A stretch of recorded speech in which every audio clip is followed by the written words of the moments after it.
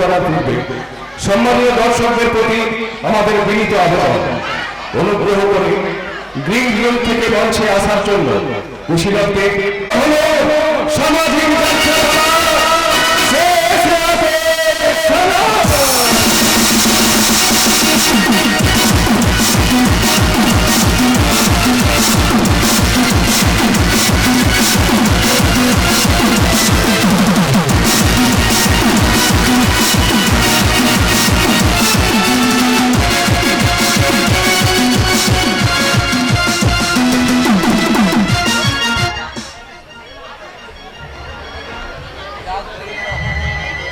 जागते रहो,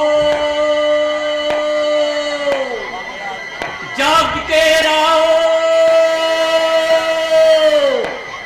बांगलार मानुष सब जागो, बांगलार मानुष सब सचेतन हो, हिंसा दुर्नीति हानाहानि भूले दिए सृष्टि करो प्रतिबादेर झड़, दुर्नीति राहाजानी नारी धर्षण बेईमानদের বিরুদ্ধে প্রতিবাদ করো। আমি নবাব চৌকিদার বলছি, আমি আছি তোমাদের সঙ্গে। আমার এক হাতে থাকবে অন্যায়কে শায়েস্তা করার লাঠি, আর অন্য হাতে থাকবে অন্ধকারকে পথ দেখাবার আলো। আমার সঙ্গে বাংলার প্রতিটি মানুষ বলো, ভারতবর্ষের মুখ থেকে সমস্ত খোরাকদের দূর করে তার উৎসরে বলো,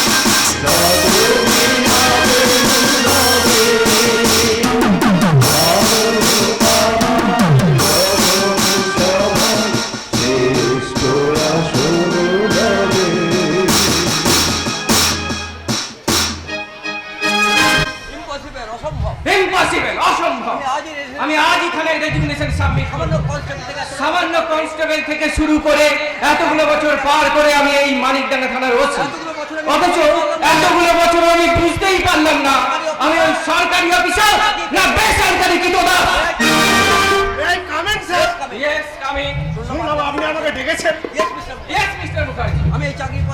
আমি এই চাকরির পদ থেকে ইস্তফা দিতে চাই। কি বলছেন স্যার? ঠিকই বলছি, এতগুলো বছর পুলিশের চাকরি করে না পেলাম জনতার আশীর্বাদ, না পেলাম সাংসারিক, শুধু পেলাম ভিক্ষার আঘাত আর অবমাননা। তাই এই চাকরি আমার ভালো লাগছে না মিস্টার মুখার্জি। কিন্তু স্যার এইভাবে সিদ্ধান্ত নেওয়া দেখি আমার ঠিক হবে? আমি বলছিলাম কি স্যার, আপনি যদি আমার সমস্যার কথা আমাকে বলতেন তাহলে আমি সেই সমস্যার সমাধান করার চেষ্টা করতাম। সমস্যার সমাধান আপনি করবেন মশাই? ক্রিমিনালদের অ্যারেস্ট করলেই পার্টির নেতারা দাঁত কপাটি বের করে বলে ও আমার লোক, ওকে ছেড়ে দিন। কিন্তু এখানে তো এখন কোনো প্রবলেম হয়নি স্যার। হয়নি? তবে আমি বেশ ভালো করে বুঝতে পারছি হবে।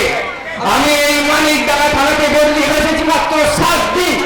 এই 7 দিনেই আমি বুঝতে পেরেছি উত্তরের পাহাড়িয়া জঙ্গল থেকে চোরা পথে কাঠ পাচার হচ্ছে, বস্তির নিরীহ মেয়েদের জোর করে ধর্ষণ করা হচ্ছে, বেআইনি ভাবে চা বাগান থেকে চা চুরি হচ্ছে। কিন্তু কে বা কারা এগুলো করছে তা কেউ জানে না। আপনি একটু ভুল করছেন স্যার। প্রমাণ থাকলে এই সমস্ত ক্রিমিনালদের ধরা যায় না। কারণ এই সমস্ত ক্রিমিনালরা আপনার আমার চেয়ে উঁচু থাকায় বসে থাকা নেতাদের কিনে রেখেছেন। তাই বলছি স্যার, অহেতুক এসব নিয়ে চিন্তা ভাবনা না করে যেমন চলছে তেমন চলতে দিন। মিস্টার মুখার্জি, একটা কথা ভুলে যাবেন না স্যার, আধুনিক শিক্ষা সভ্যতা না হলে গায়ে ইন্টারনেটের এই পৃথিবীতে আমরা মানে প্রতিটি মানুষ আজ unfit. Yes mister Mukherjee, but এত কিছুর পরেও ওই 15ই আগস্ট কিংবা 26শে জানুয়ারি আমাদের চিৎকার করে বলতে হয় সারে জাহাজে আচ্ছা হিন্দুস্তান হামারা। কিন্তু বলতে পারেন মিস্টার মুখার্জি, ওই সারে জাহাজে আচ্ছা কথাটা বাই হার্ট কটা লোক বলতে পারে? পারবে অফিসার, পারবে। ওই বিদেশি স্বৈরাচারী শক্তিকে ধ্বংস করে আমাদের গোলামি নিয়ে চিৎকার করে বলতে হবে সারে জাহাজে আচ্ছা হিন্দুস্তান হামারা, हम बुलबुल है इनकी गुलिस्ता हमारा। নবাব চৌকিদার, আই সি, আপনিই তাহলে ক্রিমিনাল ধরতে পুলিশকে আড়াল থেকে সাহায্য করে? শুধু তাই নয় স্যার, এই নবাবদের জন্যই এই মানিক ডাকাত ছোট ছোট চুরি চিন্তা সব বন্ধ হয়ে গেছে। শুধু চুরি চিন্তাই বন্ধ করলেই চলবে না, বন্ধ করতে হবে সমস্ত চোরাপথকে, ভারতবর্ষের ইতিহাস থেকে বন্ধ করতে হবে সমস্ত খোরাককে। কিন্তু আমরা পুলিশেরা এই পোশাক পরে এগুলোকে বন্ধ করতে পারছি না। কেমন করে করবেন স্যার? পশ্চিমবাংলার গ্রামগঞ্জের থানাগুলোতে আপনি খুললেই দেখতে পাবেন থানায় ফোন আছে কিন্তু লাইন নেই, তাই বাজেও না। থানার জিপ আছে কিন্তু পেট্রোল নেই, তাই চলেও না। আপনাদের মতো অফিসারদের কোমরে মধ্যে একটা করে পিস্তল আছে কিন্তু চালাবার হুকুম দেননি ওই সরকার, তাই আপনারা চালাতেও পারেন না। আসলে প্রশাসনের ভবিষ্যৎ অন্ধকার, তোর ছেলেকে একটু আলো করবেন তার উপায় নেই, কারণ ব্যাটারি নেই গো, ব্যাটারি নেই। ভারতবর্ষের আইন অন্ধ, প্রশাসন মুখ থুবড়ে পড়েছে, হাসপাতালের বেডে মৃত্যুর সঙ্গে পাঞ্জা লড়ছে মানবতা, জীবন যুদ্ধে পরাজিত হয়ে সংসার কারাগারে বন্দি পরাজিত ওই চাকরিজীবী মানুষের দল, আর চারিদিকে শুধু ব্যথিকার ব্যথিকার আর ওই সন্ত্রাসের হানাহানি। জানি তাই বলে এই মনুষ্যত্বটাকে জবানবলি দিতে পারি না। মান আর হুঁশ সমৃদ্ধ মানুষ হয়ে, আইনের রক্ষক হয়ে এই পোশাকের কর্তব্য পালন থেকে আমি নিজেকে দূরে সরে রাখতে পারি না। না না না,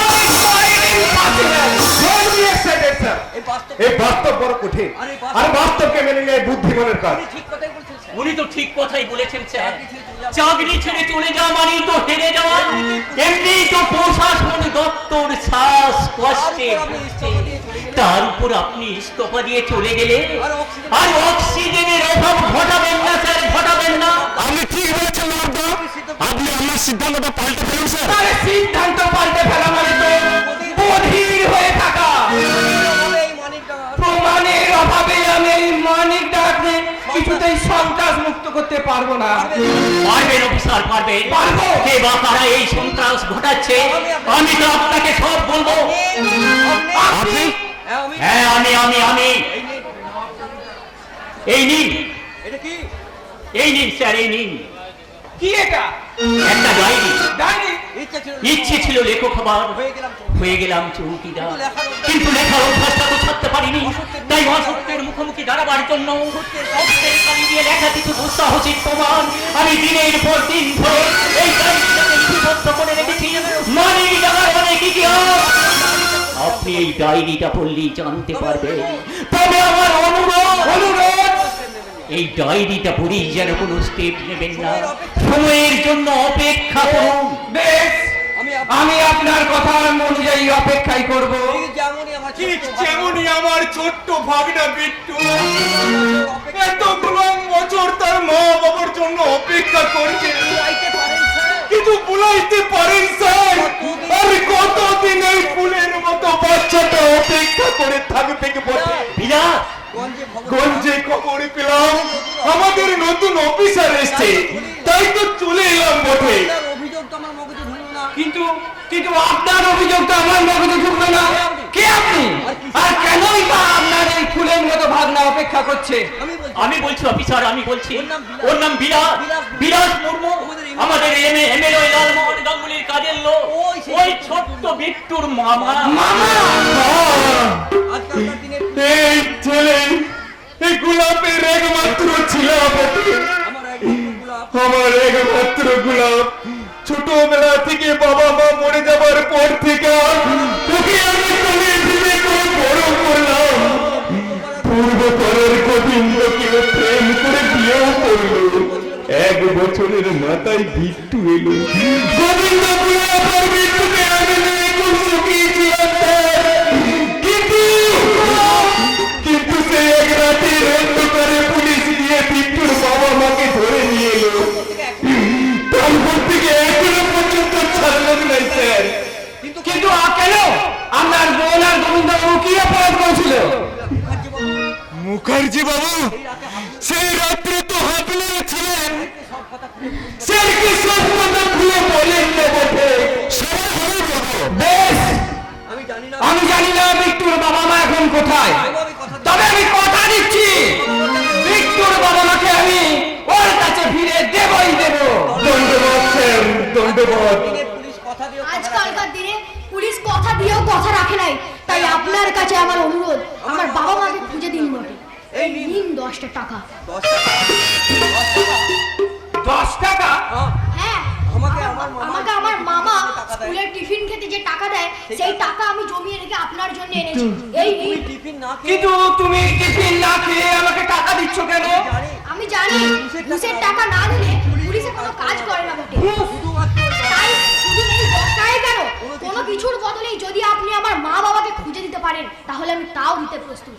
জানেন পুলিশ বাবু, আমি যখন রাতের বেলায় ঘুমের মধ্যে স্বপ্নে দেখি বাবা মাকে পাগলের মতো খুঁজে বেড়াই, ভোর হলে পাখিগুলোকে চিৎকার করে বলি, তোমরা আমার মা বাবাকে খুঁজে দাও না, খুঁজে দাও না, খুঁজে দাও না। আপনার ভাগনা আমাকে ভুল বুঝলেও আপনি আমাকে ভুল বুঝবেন না।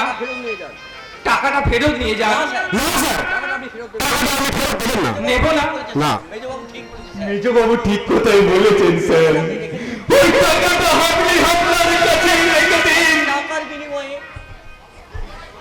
ওই টাকার বিনিময়ে আপনার কাছ থেকে আমি একটু সান্ত্বনা কিনবো স্যার।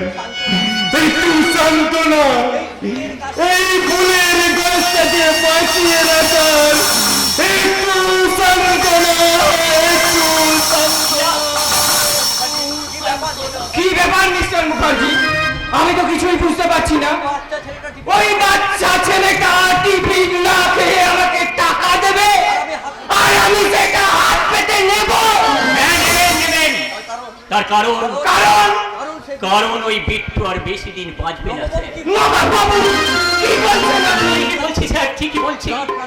ব্লাড ক্যান্সার কাউকে বেশি দিন বাঁচিয়ে রাখে না। ওর পৃথিবীতে থাকার পাসপোর্টটা ওই সর্বশক্তিমান ঈশ্বর বেশি দিনের জন্য রিনিউ করেনি স্যার। ওই ছোট্ট বিট্টুর ধারণা টাকা না দিলে পুলিশরা কাজ করে না। তাই টাকা দিয়েছে তার বাবা মাকে ফিরে পাওয়ার একটা আশা কিনে নিতে চাই ওই থানা থেকেই। ওই আশা নিয়ে যাই বলি হয়তো বেঁচে আছে। যেদিন আপনি ওই টাকা নেবেন না, সেই দিনও আশা হতো হবে।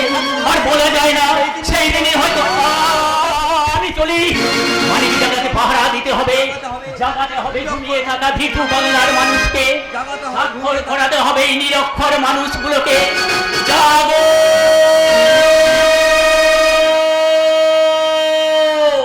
বাংলার মানুষ, সব জাগো, জাগো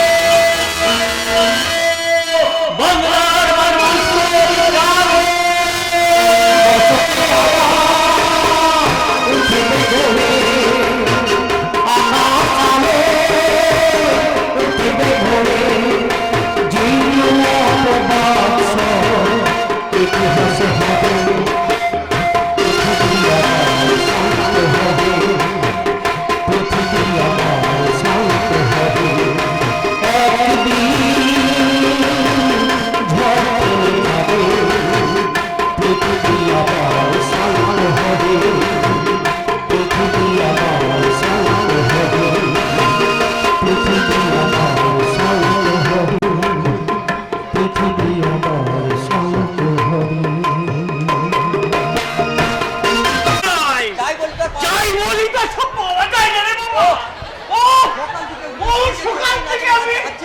নিচেই যাচ্ছি, নাচছি তো নাচছি। এটা চাই এটা চাই গরু বাবা, এটা চাই গরু বাবা, ওটা চাই গরু বাবা, এটা নাঙ্গু। আমার যেন হারমোজ আলি হয়ে গেল। বলি ও চাপা, কোথায় গেলি রে? কি হলো কি? তখন তুমি শুধু চাপা চাপা করে যাচ্ছ। এবার সাত সকালে চেঁচিয়ে বাড়িটা মাথায় করছো কেন? তা তোকে যে কখন থেকে ডাকছি সারাদিন গেল। তোমার কেন গলা হয়ে যেতে না যে তুমি ডাকলে আমাকে কেন আসতে হবে? আমার হাতে এখন কত কাজ। কর্তাও আসতে যাবে, তার জন্য রান্না করো। গিন্নি ভাই পুজো বসেছে, তার জন্য পুজোয় জোগাড় করে দাও। আমার কোনো অবস্থা না রাস্তায় চিৎকার করে ওঠে, চাপা এটা চাপা ওখান। আচ্ছা, চাপার কি দুর্গা ঠাকুর মতো 10টা হাত আছে? তুমি বলো দুর্গা দাদা, এত বড় সংসার, এই একটা হাতে কি সামলানো যায়? তা তুই কি বলেছিস? এটা তো সংসার নয়, এটা যেন একটা রাজবাড়ি। চোদ্দ কথা? বুঝলি চাপা, হ্যাঁ, বলো তো। বড় বাবু বেঁচে থাকাকালীন এই সংসার আর বলছিল। এ বেলা ও বেলা মিলে 500 লোক খেত। এ গায়ে কেউ উপোস যেত না। বড় বাবুর মন ছিল আকাশের মতো উদার, নির্মল, ধানও করতো খুব। আচ্ছা চোদ্দ কথা, আমি লোককে শুনেছি কর্তা মামুর বাবা বড় বাবু নাকি মারা গেছে। তোরা তুই ভুল শুনেছিস চাপা। রাজশেখর চৌধুরীর বাপ তোদের বড়বাবু মারা যায়নি রে, তবে ওকে খুন করা হয়। লোককে ঠিক কথা শুনেছি, বড় দিদি বোনের বিয়ে রাতে কর্তা বাবা বড় বাবুকে খুন করা হয়েছিল। মনে রাখিস, আকাশেরও গান আছে, বাতাসেরও গান আছে। এই সঙ্গে আলোচনা করিস না। আর তাছাড়া তোমাকে একটা কথা বলি বাবু, তোমাকে কর্তা বাবু এই বাড়িতে আসতে নিষেধ করবে। তুমি কেন এখানে আসো? ও কেন উত্তরটা আমার জানা নাই কচু কাটা। আসলে আমি হলাম কি একটি ফুটবল। ওইদিকে লালমোহন বাবুর বউ কাঁচল দ্বিতীয় বলে এ বাড়ি থেকে খবর নিতে, আর চৌধুরী বাবু বলে এ বাড়িতে কোনো খবর পাঠাবে না। কিন্তু তবু যে আমাকে আসতেই হবে গো।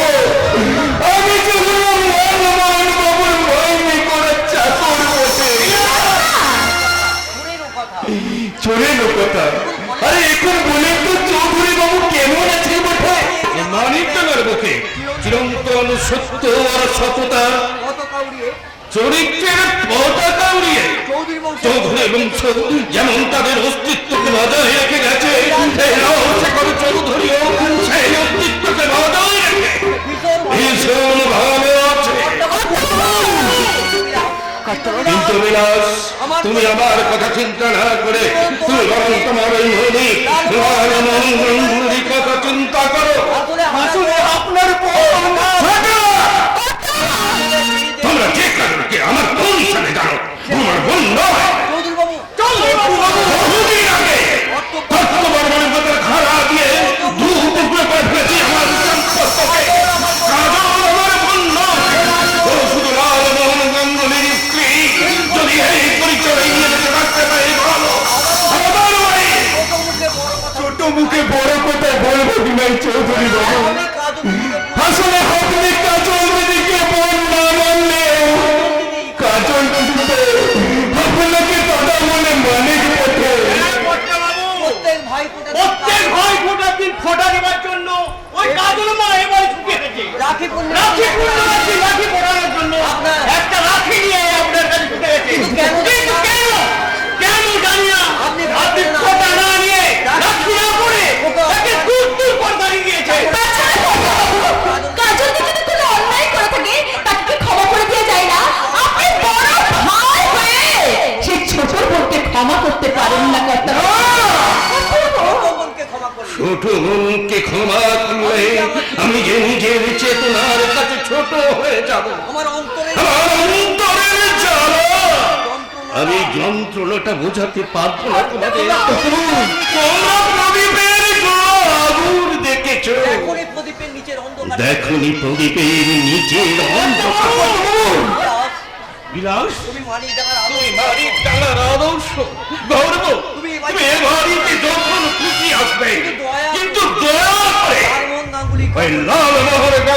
খবর দিতে না আমার খবর নিতে। This is my last আপনার কথা আমার মনে থাকবে চৌধুরী বাবু, কিন্তু আমি বলি কি আপনি ও বুকে একটা পাথর চাপা রেখেছেন। ও পাথরটা সরালে দেখবেন নিজেকে কতটা হালকা লাগছে বটে। পিটার জেল থেকে ছাড়া না পেলে এ পাথর ছড়বে না রে আপনার বোনকে বিয়ের সময় যে আপনার বাবাকে খুন করেছিল সেই খুনিটা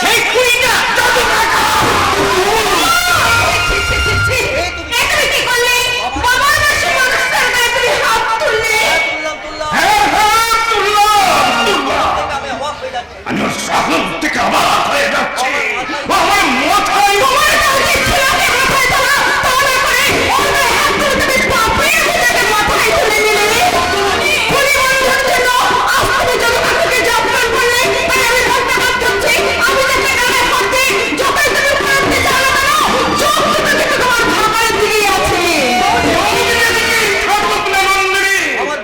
আমার বন্ধুত্বে তোমরা চোখ দিও না।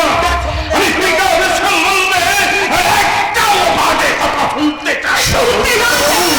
সত্যি কোনোদিন মিথ্যে হয়ে যাবে না। পূজা করতে করতে আমি তোমাদের সব কথা শুনছি, তাই তো বাংলা ঈশ্বরকে বললাম, এই ঈশ্বর এই পৃথিবী সৃষ্টি করা হচ্ছে না, তুমি সৃষ্টি করা প্রেমকে, কিন্তু সেই প্রেম আজ ভালোবাসার আগে জর্জরিত। যে ভালোবাসা দিয়ে তুমি যতই বংশের বাবার সাথে পেতেছিলে তাকে তুমি শুকিয়ে যেতে দিও না, শেষ করে দাও। তখন আমাদের শিক্ষা হবে। আর বিদ্বেষ তোমরা দেখে নিও, এই ভাঙা সংসারটা আবার আমি জোড়া দেবই। যতই তুমি ভাঙা সংসার করার চেষ্টা করো না কেন, আমি কিন্তু তোমার ওই হাতের শাখা দুটো ভাঙার স্বপ্ন দেখি। আমার মন যদি পবিত্র হয়ে থাকে তাহলে তোমার এই বন্ধন মুক্ত স্বপ্নতে কিছুতেই সার্থক হতে দেবে না। এই স্বপ্ন আমার নয়, 33 কোটি দেবতা। ওই হাতে পড়ে নাও কাচের শাখা, তাড়াতাড়ি ভাঙতে সুবিধে হয়, কিন্তু শাখা সিঁদুর তৈরি হয় না। সিঁদুরের বদলে চিঠিতে লাল রং ব্যবহার করো, তাড়াতাড়ি মুছতে পারবে। যে সিঁদুর তুমি আমার সাথীতে পরিয়ে দিয়েছো তা মোছার ক্ষমতা আমার নেই গো। কারণ এই পৃথিবীতে লাল রঙের যে শ্রেষ্ঠ রং আর কিছুই নেই। যতই তুমি চোখের জল ফেলো না কেন নন্দিনী, কাজল যেদিন এই বাড়িতে আসবে চিরকালের জন্য আমি বাড়ি ছেড়ে চলে যাবো। স্ত্রী কি পারে স্বামীকে ছেড়ে থাকতে? বেহুলাকে পেরেছিল লক্ষ্মীন্দরকে ছেড়ে থাকতে। বছর পর বছর প্রচার করাতে হবে সব সমুদ্র তেরাতে পেরে শুধুমাত্র সিঁদুরের জন্যই লক্ষ্মীন্দরকে ফিরিয়ে দিয়েছিল। এই গোটা পৃথিবীর যে অচল হবে মেয়েদের কাছে স্বামীর অচল অনেক অনেক অনেক। সত্য কথাটা বলতে হচ্ছে নন্দিনী। তুমি জানো নন্দিনী, তোমার স্বামী এই রাজশেখর চৌধুরী কোনদিন ভয় পায় না, তবু কেন তুমি আমাকে হতে বাধ্য করো? কেননা তোমরা না জানলেও আমি তো জানি সেদিন রাত্রের ঘটনা। সেদিন থানায় শুয়ে বিয়ে বাড়ি গম করছে কন্যাদান করার জন্য আমি বাবাকে ডাকতে গেলাম। থাক, সেসব কথা এখন থাক, আসল কথাটা এখন জানাই। কিছুক্ষণ আগে পোস্টমাস্টার ঝিলিকের একটা চিঠি দিয়ে গেছে। পড়ো না, কি লেখা আছে? পড়ো না। পড়বো তাড়াতাড়ি পড়ো। ছোট্ট বোন হ্যাঁ ঝিলিকের চিঠি। আপনার চোখে জল করতে বাবু, আপনার চোখে জল করতে বাবু, আপনি কাঁদছেন? হ্যাঁ আমি কাঁদছি। তবে কান্না দুঃখের নয়, তবে এই কান্না তো দুঃখের নয়, এই কান্না যে বড় আনন্দের। দাঁড়া আমার পাগলি বোনটা কি দাদা, পত্রের প্রথমে তুমিও বৌদি আমার প্রণাম নেবে। যদু কাকা ও বাড়ির বাকিদের আমার ভালোবাসা জানাবে। আমি ভালো আছি, তোমরা কেমন আছো? ভালো আছি, আমার ভীষণ ভালো আছে। এই তারপর কি লিখেছে পড়ো, পড়ো না। লিখেছে এবার আসল কথা লিখি। এবার আসল কথা লিখি। কি হলো কর্তা বাবু? আরে পড়ছি আগামী মাসের 2 তারিখে ওখানকার সব কাজ মিটিয়ে ঝিলিক গায়েব হয়ে যাবে। কেমন দিলাম বলো? হ্যাঁ যদু কাকা, সামনে মাসে 2 তারিখ তোর বেশি দেরি নেই। এই এসে গেল বলে তুমি এক কাজ করো, রং মিস্ত্রিকে খবর দাও। হ্যাঁ কর্তা বাবু, আমি এক্ষুনি আছি। ওই কোন মিষ্টি জামাই আমি যাই চৌধুরী বাবু। আপনার ছোট বোন আসছে, এ কম আনন্দের কথা লয় বটে। আপনার চোখে মুখে কি আনন্দ! আপনার মতো যদি আমার বোনটা ফিরে আসতো তাহলে আমিও এই আনন্দই পেতাম, কিন্তু কিন্তু সেটি আর হবে না। আমি জানি গুলো পার ফিরবে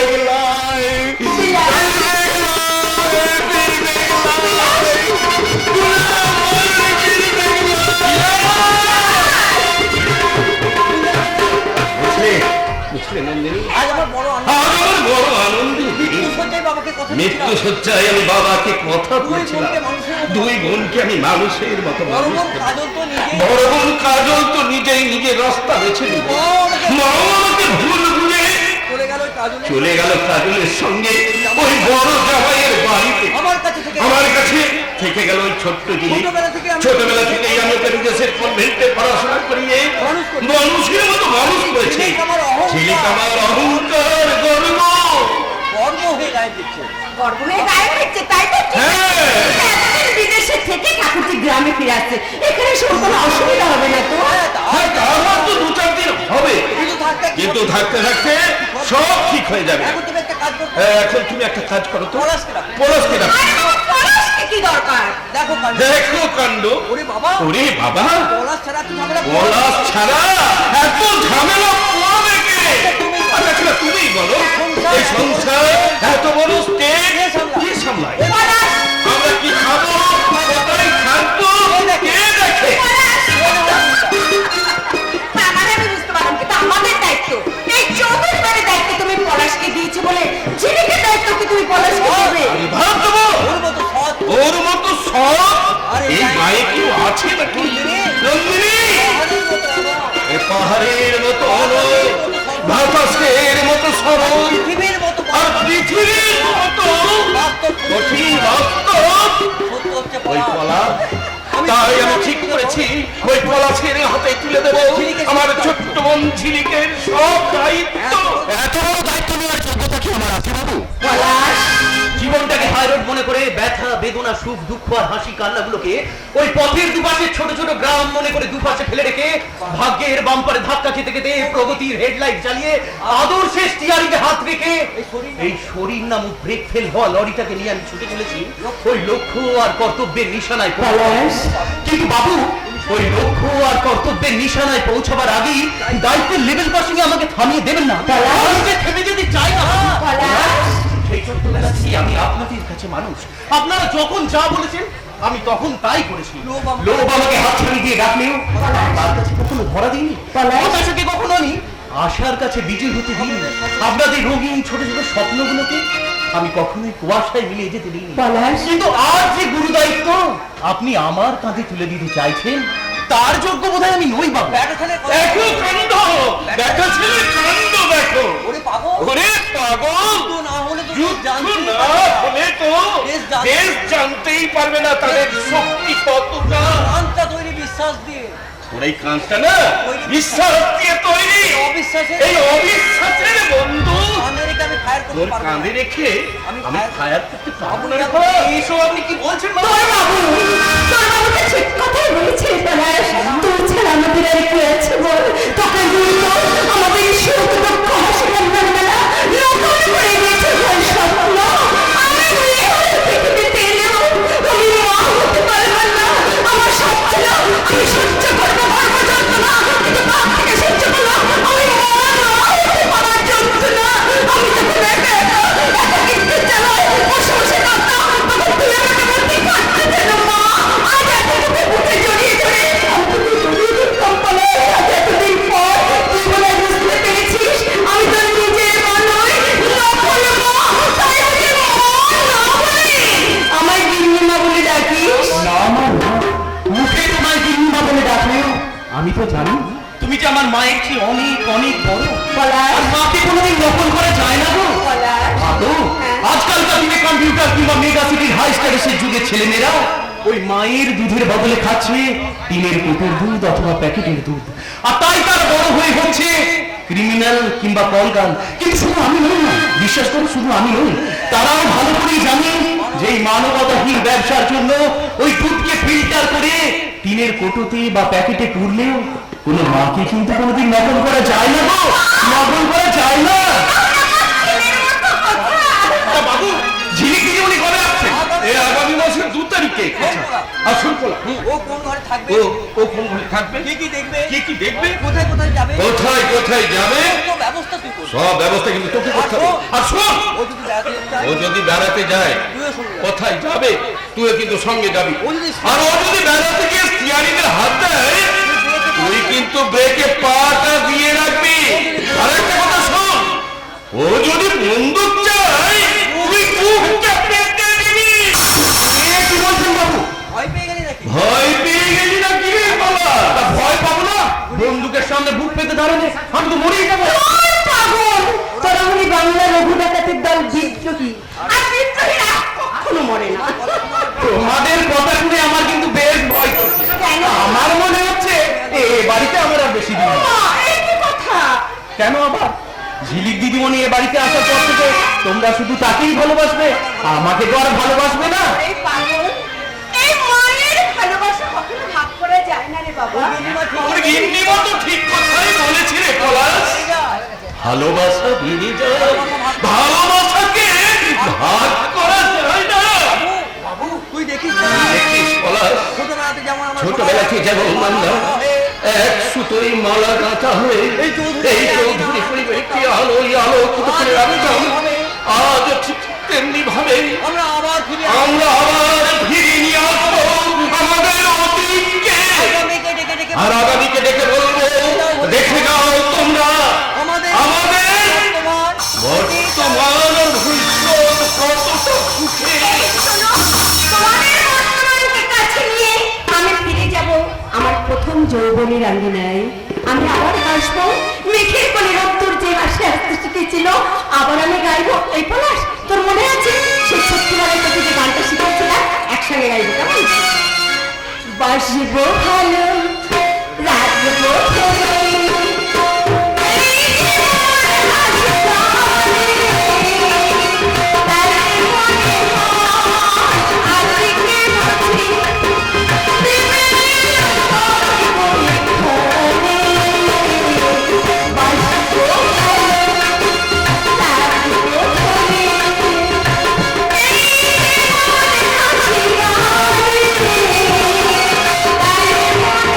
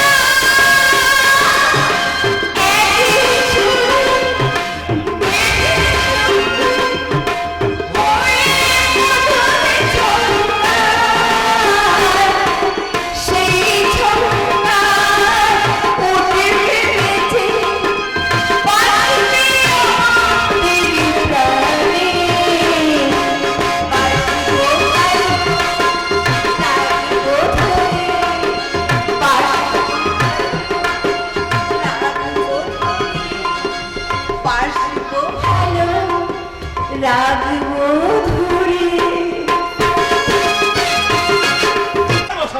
ওটাকে আমি চাপকে মেরেই ফেলবো। বল, বল, তোর টাকাগুলো কোথায় গেছে বল? বল, কতগুলো বলবি? কতগুলো তোকে আমি ছাড়বো না। দাঁড়াও দাঁড়াও ভীমা, তুমি এইভাবে বিট্টুকে মারছো কেন? আপনি সরিয়ে নেন সাহেব। সাহেবের অর্ডার। যতক্ষণ ওই সাহেব টাকাগুলো ফেরত না দিচ্ছে, ততক্ষণ মেরে যেতে। টাকা? কিসের টাকা? সাহেবের ঘর থেকে টাকা চুরি করেছে। চুরি করেছে বিট্টু, কিন্তু কেন?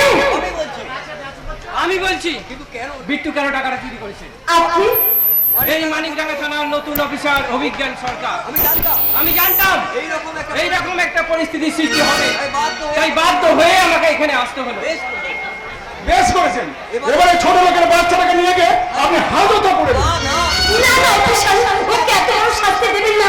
ছেলে মানুষ একটা ভুল করে ফেলেছে, আমি কথা দিচ্ছি এরকম ভুল আর কখনো করবে না। আমি চলি ম্যাম সাহেব। সাহেবকে তো সব কথা আমাকেই বলতে হবে। দাঁড়াও ভীমা,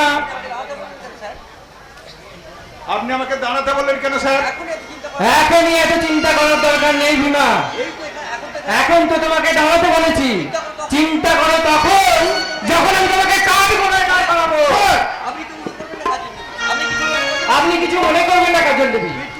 বিট্টু তার হারিয়ে যাওয়া স্নেহ মায়া মমতাকে ফিরে পেতেই টাকাগুলো চুরি করেছে। কি বলছেন কি আপনি? ঠিকই বলছি, টাকাগুলো আমি সঙ্গে করে এনেছি। এই নিন।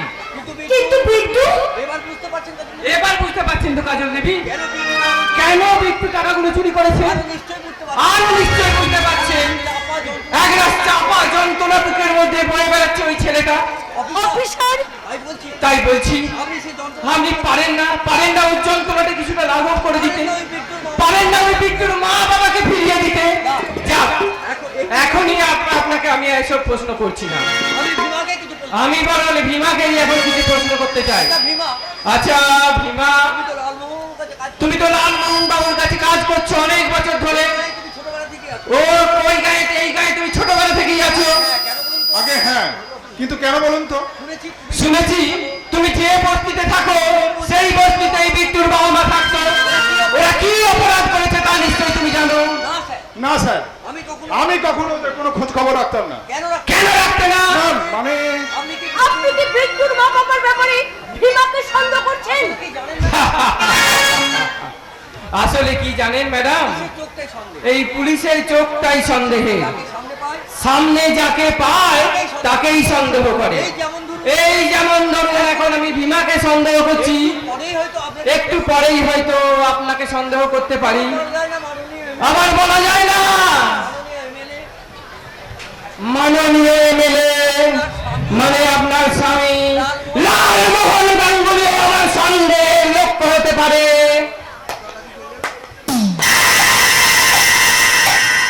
আমি কিন্তু রাজসভা চক্রের উপরে ঝুলে থাকা মাছ নই অফিসার। আর আপনিও কিন্তু পাঞ্জাব শ্রেষ্ঠ অর্জুন লাল যে লক্ষ্য ভেদ করবেন।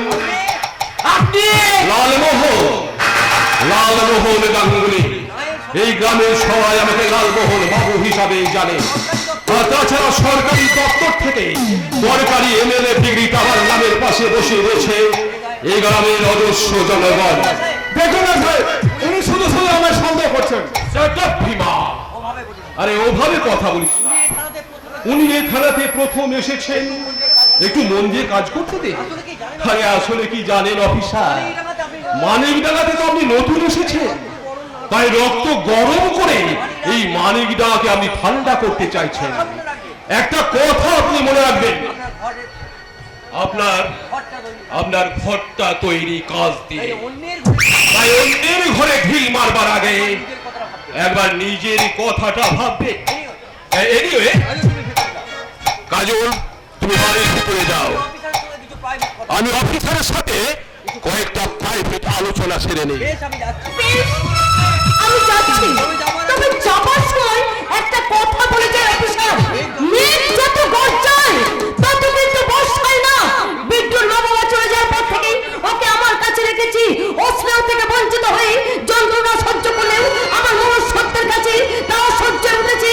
তাই বলছে অফিসার, গর্জন নয়, পারেন তো এক পশলা বর্ষণ করে দেখান, তাহলে অন্তত একটা শিশুর কাছে পুলিশ ডিপার্টমেন্টের দামটা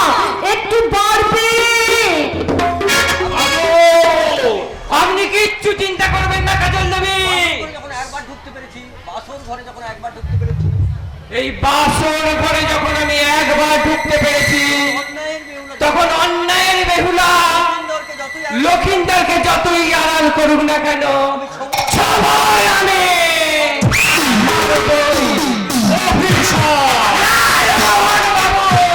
আপনার চিন্তা এখনো আছে তো?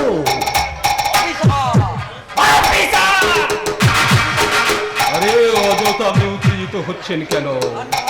ঠান্ডা মাথায় কাজ করুন। এই ভীমা, তুই এখন দাঁড়িয়ে আছিস কেন? আরে যা, তাড়াতাড়ি যা। অফিসার আমাদের বাড়িতেই প্রথম এসেছে, কিছু উপহার দিয়া। উপহার? হ্যাঁ হ্যাঁ, এই সামান্য কিছু আর কি। এই একটা সোনার নেকলেস, কিছু স্টাইল করা বিদেশি চুড়ি, আর একটা দামি বেনারসি শাড়ি। আপনার কি ধারণা আমি মাঝের মধ্যে ওই শাড়ি চুড়িও পরি নাকি? আরে না না অফিসার না, আরে আপনি করবেন কেন? আপনার স্ত্রীর জন্য ওগুলো দিচ্ছি। আমি বিয়ে করিনি। ওটা আপনার। এক কাজ করুন, ওই শাড়ি চুড়িটা রেডি করে রাখুন। যেদিন এই গায়ের সামনে আমার এই ইমেজটাকে ধ্বংস করে নিয়ে যাবে, সেদিন এই শাড়ি চুড়িটা আমি আপনাকে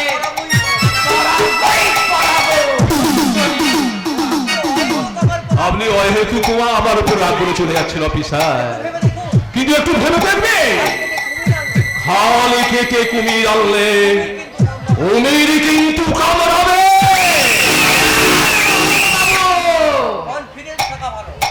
কনফিডেন্স থাকা ভালো, কিন্তু ওভার কনফিডেন্স নয়। রাতের অন্ধকারে সূর্যকে দেখা না গেলেও ওই সূর্য কিন্তু চাঁদকে আলো দেয়। যদি একবার আমি ওই সূর্যটার সন্ধান পাই, তাহলে আপনাকে বোঝাবো হাল কেটে কুমির আনলাম না কুমির মেরে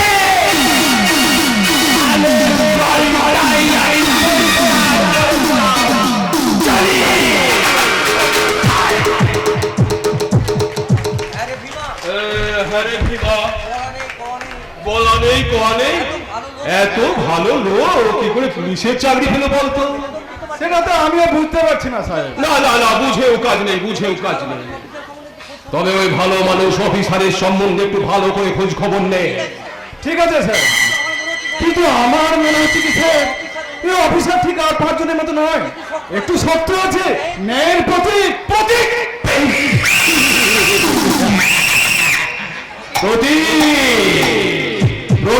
মানে চিহ্ন। আমি এই চিহ্নটাকে ছিন্ন ভিন্ন করে নিশ্চিহ্ন করে দেব ভীমা। হ্যাঁ রে ভীমা, বহুদিন হলো তোর মনটাকে আমি দেখিনি। কেমন আছে রে চাপা? ভালো ভালো ভালো, খুব ভালো। হ্যাঁ দেখ ভীমা, তোর বোন মানে তো আমারও বোন। একবার তোর বোনকে দেখা করতে বলিস না, কতদিন হলো দেখিনি। নিশ্চয়ই বলবো। আমি তাহলে এখন আসি স্যার, নমস্কার। এতদিন পরে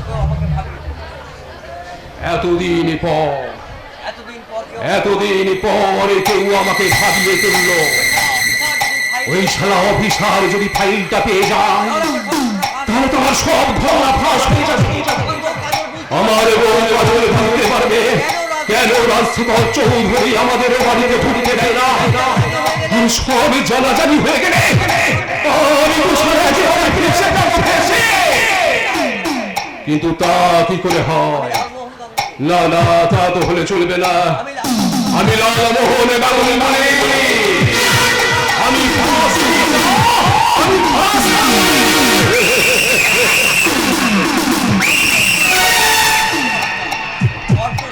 বড্ড সততার বাণী কপচাচ্ছি অফিসারটা। হিমার বোনে চাপাকে দিয়ে আমি ওকে ফাঁসিয়ে দেবো, ফাঁসিয়ে। আর বড় এই শালা শুয়োরের বাচ্চা বিট্টুটাকে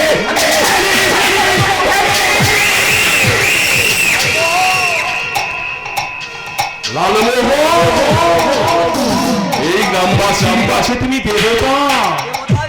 দেবতা হয়েই থাকো।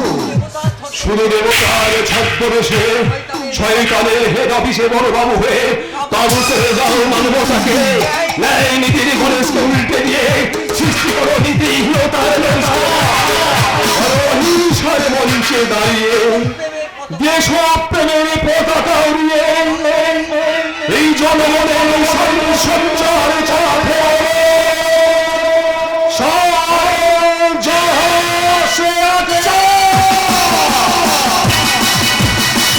আর এই মঞ্চ থেকে নেমে এই জনগণকে বলো, পাবলিক তোরা তোরা তোরা সারা শুয়োরের বাচ্চা